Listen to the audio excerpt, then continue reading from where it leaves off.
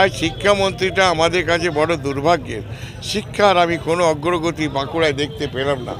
সারা জেলায় কোনো শিক্ষা, আরে আমি তো জেলা পরিষদের সভাপতি, আমি তো জমি জোগাড় করে নিজে জমি দিই, আমি তো একটা বিশ্ববিদ্যালয় করেছি মুখ্যমন্ত্রী হাত ধরে। ওনার তো আমি আশা করেছিলাম যে উনি কিছু করবেন, ওনাকে বলেছিলাম যে রেলের একটা বড় হাসপাতাল করুন, জায়গা রয়েছে, করতে পারলেন। যদি না করেন তো কি, দেখুন কাজ করার যদি মানসিকতা না থাকে এমনি কাজ হবে না। একটা লোককে ধরতে হবে, জেদ চাই যে আমার জেলায় এটা করতে হবে। আমাদের জেদ ছিল যে আমাদের ছেলেমেয়েরা সারা পশ্চিমবঙ্গের মধ্যে প্রথম দ্বিতীয় তৃতীয় স্থান অধিকার করে। আমাদের ছেলেরা বিশ্ববিদ্যালয়ে যেতে পারে না, জমি বন্ধক দেয় বাবেরা ছেলেকে পড়ানোর জন্য।